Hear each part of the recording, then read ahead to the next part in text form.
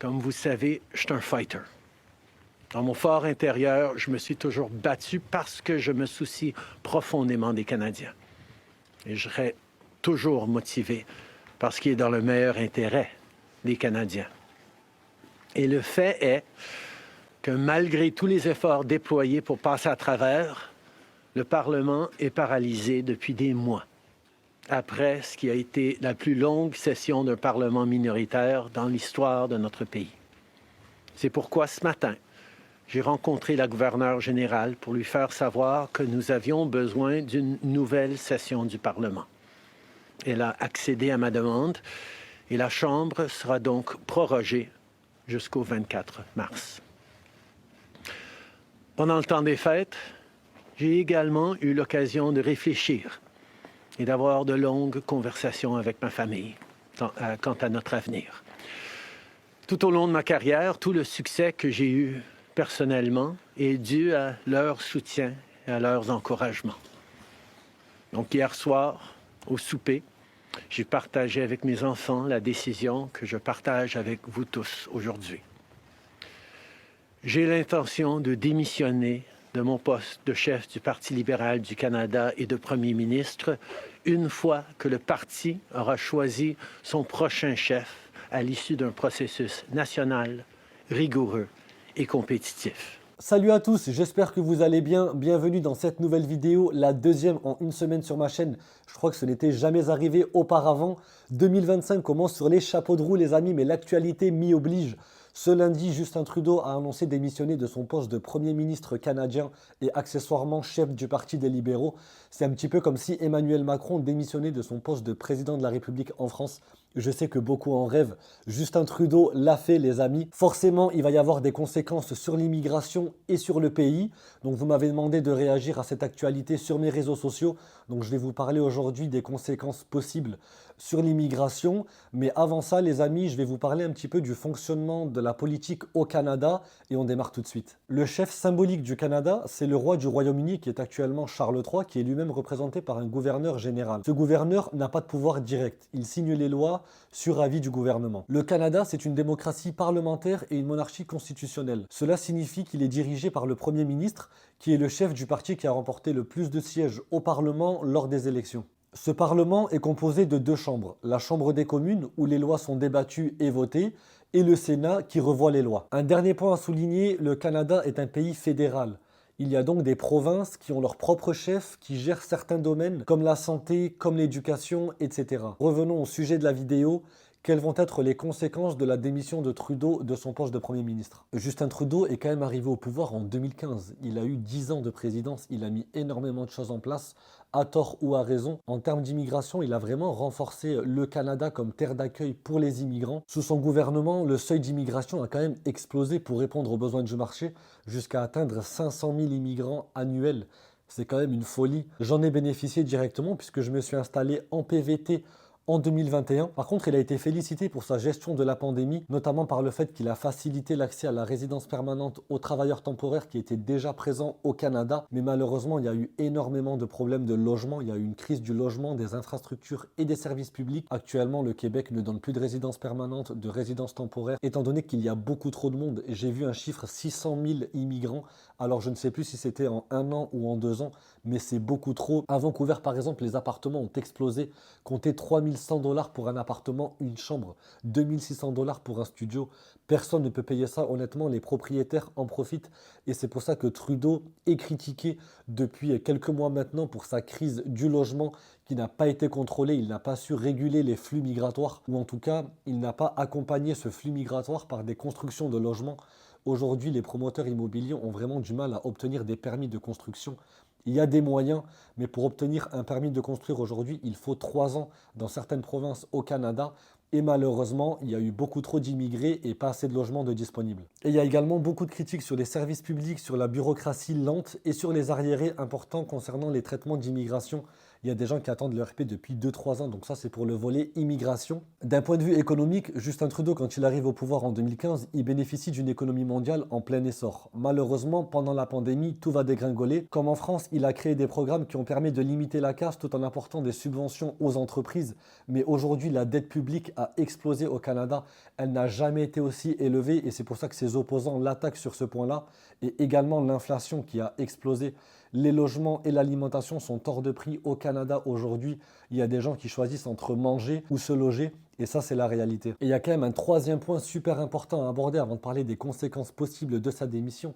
C'est sa politique progressiste. Justin Trudeau a énormément mis en avant des valeurs progressistes comme le changement de sexe chez les enfants, à l'école, dans l'éducation. Beaucoup de parents se sont ligués contre lui sur ce sujet-là. Sa culture woke, la réconciliation avec les peuples autochtones, l'égalité des sexes, il a été énormément critiqué pour ça. Donc comme il a annoncé ce lundi, il va démissionner de son poste de Premier ministre du Canada d'ici mars 2025 en attendant qu'un nouveau chef du Parti libéral soit élu à sa place. Et évidemment, cela profite à son plus grand adversaire, Pierre Poilievre, qui est le chef du Parti conservateur, qui est annoncé gagnant pour les élections qui auront lieu en octobre 2025. Je pense que la première conséquence de cette annonce de démission, c'est qu'il va y avoir moins de tirages au sort où ils vont carrément être stoppés. Comme il y a un bousculement majeur dans l'organigramme politique, il faut qu'ils élisent un nouveau chef de parti. Donc je pense qu'ils vont mettre en stand-by les tirages au sort. Maintenant, si je dois parler des conséquences à moyen et long terme, je dirais que ça dépendra du Premier ministre canadien. Si c'est le candidat qui est annoncé gagnant en ce moment, ou en tout cas celui qui est plébiscité par les Canadiens qui en ont marre de la politique de Trudeau, c'est Pierre Poilievre qui est le chef du Parti conservateur. Donc conservateur, ça veut dire moins d'immigration, plus d'économie, plus d'investissement dans les logements. En gros, ce que dit son programme, c'est qu'il souhaiterait réduire drastiquement les quotas d'immigration tout en accompagnant les nouveaux immigrés pour une meilleure intégration à travers la construction de logements en l'occurrence. Je vous mets un petit extrait. I have a question for you. Yeah. So you talked about housing, right? Does that also include rent and groceries as well too? Because groceries, I'm a father of 3, and I went to the grocery store the other day and I got 8 items and it came up to almost $100. Back then, $100 would get you more than that. What's your action plan on tackling the food industry and also rent? Because where I live in a building, a 1-bedroom apartment starts at $2,000. So it's like you're either playing Russian roulette. Do I pay my rent or do I buy groceries? So I just want to know what you plan on doing with that. The same is true with homes. You know, right now we don't have enough homes. Why is it that we don't have enough homes? It doesn't make any sense. We have 10 times as much land per capita as the next closest country in the G7. We have the second biggest landmass in the world, and somehow we have the fewest homes. Why? Because we have the worst bureaucracy. It takes 7 or 8 years to get a housing development approved. It takes 3 times longer to get a permit to build a home in Canada as it does in the US or the UK. Why is it that your landlord can raise your rent? Because he knows you can't go anywhere. Why? Because there aren't enough homes. If there were more homes and there were vacancies, you go to your landlord and say, hey, I got options. Aujourd'hui, je pense que le coût de la vie, l'inflation et le pouvoir d'achat sont les sujets numéro 1 au Canada comme en France. C'est pour ça qu'on parle moins d'immigration. Et c'est sur ces sujets-là aujourd'hui que les conservateurs capitalisent. Maintenant, les amis, en tant que francophones, on est quand même plébiscité au Canada, étant donné que le pays a besoin de la langue française et a besoin, pour la préserver, de faire venir des Français comme nous, des Suisses, des Belges, etc. Depuis 2 ans maintenant, le Canada met en avant des professions, en tout cas des domaines de profession, dans la médecine, dans le bâtiment, dans les langues, pour attirer des docteurs, des infirmières, des Français, des plombiers, des électriciens, etc. L'année dernière, par exemple, plus de 30 000 places ont été allouées pour les francophones. J'en ai fait partie, j'ai bénéficié de la priorité pour les francophones et je suis passé par ces programmes-là pour avoir ma RP. Maintenant, il faudra voir pour les prochaines échéances, pour les élections, est-ce que les partis conservateurs souhaiteront garder, préserver la langue française et dans ces cas-là, ils devraient continuer de mettre les francophones dans les personnes prioritaires à immigrer. Parlons quand même du Québec qui est exceptionnel au Canada dans le sens où il a sa propre immigration. Je dirais que la démission de Justin Trudeau ne va jouer aucun rôle dans la politique migratoire du Québec puisque de son propre fait, il a mis fin à son immigration il y a quelques mois ou en tout cas il a mis en pause, le terme est plus juste. Donc est-ce que le Québec va ouvrir dans quelques mois son immigration à nouveau? Moi je pense que oui. L'un des plus gros problèmes du Québec, c'est qu'ils ont accueilli beaucoup trop d'immigrants temporaires et beaucoup trop de demandeurs d'asile. D'ailleurs, ils s'en sont plaints par rapport à des provinces comme la Colombie-Britannique, ils ont reçu quasiment plus de 300 000 résidents temporaires. C'est énorme. Ils ont mis un frein à leur immigration, mais je pense que le Québec, comme le Canada à terme, le but va être de recruter une main-d'œuvre qualifiée. C'est ce qui explique les nombres élevés actuellement dans les tirages au sort.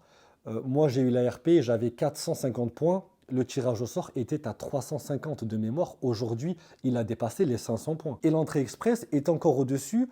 On va toucher les 700 points. Donc le message du gouvernement est clair. On veut donner du travail aux Canadiens, aux personnes actuellement présentes au Canada.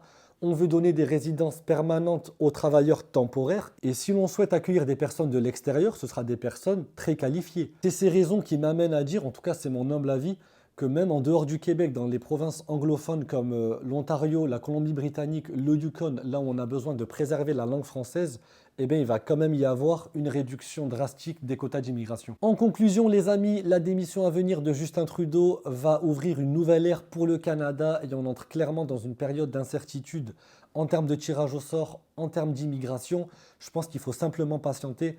Pour ceux qui ont leur lettre d'introduction, qui ont leur PVT, leur résidence permanente, leur permis de travail, vous pouvez entrer au Canada. Les frontières ne sont pas fermées parce qu'on me l'a demandé, ne vous inquiétez pas. Vous pouvez entrer au Canada, activer vos visas. Pour ceux qui ont des demandes de résidence permanente en cours, je pense qu'ils vont peut-être prendre un petit peu plus de temps à traiter les demandes, étant donné que l'organigramme est chamboulé. Il faudra attendre la nouvelle élection et en tout cas voir les actualités à venir. Je pense que les prochaines élections vont être déterminantes pour le futur du Canada, surtout si le Parti conservateur passe. Je pense qu'il va y avoir de gros enjeux. Selon moi, le Canada n'est pas mort. Attendons de voir. En attendant, on est francophone, on y croit, on garde espoir et je vous dis à la semaine prochaine pour une nouvelle vidéo. Salut l'équipe.